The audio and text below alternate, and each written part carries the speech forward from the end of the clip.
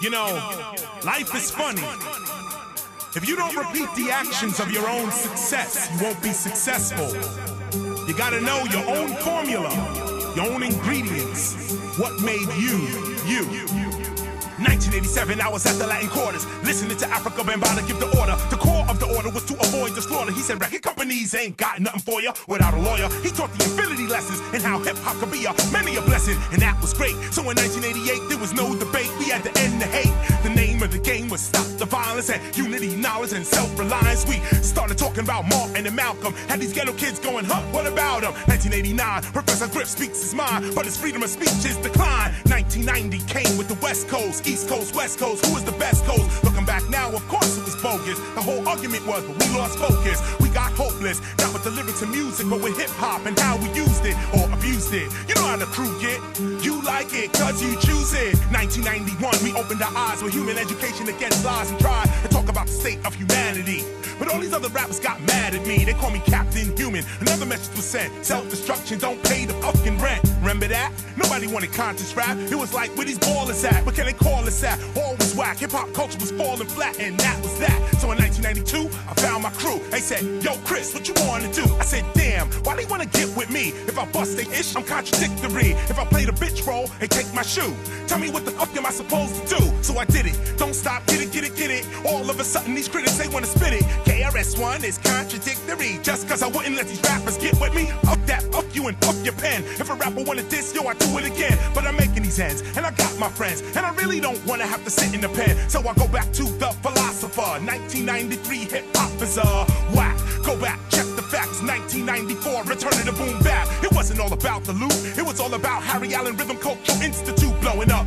1995, conscious rap is still alive, but nobody wanna play it, nobody wanna say it, nobody okayed it, they all rather hate it. 1996, it really don't stop. We put together something called the Temple of Hip Hop. Not just DJing, breaking, craft, and lyrics, but how hip hop affects the spirit. Step into a world, that's what I did. 97, I was raising my kid, or kids, but I had to go, cause New York DJs changed the flows, too clothes and hoes. But that wasn't me, I'll be damned if I danced for the MTV. So in 1998, I began to debate, should I go now, or should I really wait? 99, I moved to LA, you see, and took a gig with the WB. Started studying philosophy full time, to have a full heart, full body, full mind. But you know what the problem is or was? DJs don't raise our kids, cause they so caught up in the cash and jewels. How they gonna really see a hip-hop school? How they gonna really see a hip-hop temple? They don't even wanna play my instrumentals, but big up Dr. Dre, Snoop, Exhibit, especially Exhibit, he was there in a minute. Mike Concepcion, all of them said, yo, you need help? I should call them. When I was in LA, I held the crown. Bloods, Crips, they held me down. I can never forget Mad Lion, Killer Pride with the gat in the lap and the low ride. Oh, I can't forget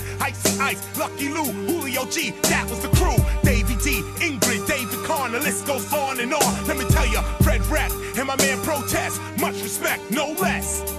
To my spiritual and mental defenders, big up to LA Temple members. But in 2000, I seen how I wanted to live. I wasn't no executive, so I picked up the mic and I quit my job. Said to Simone, I gotta get with God. She said, don't worry about these dollars and quarters. Record companies ain't got nothing for you. Damn, she took me back to BAM, took me back to who I am, brought me back to the New York land. Now I overstand.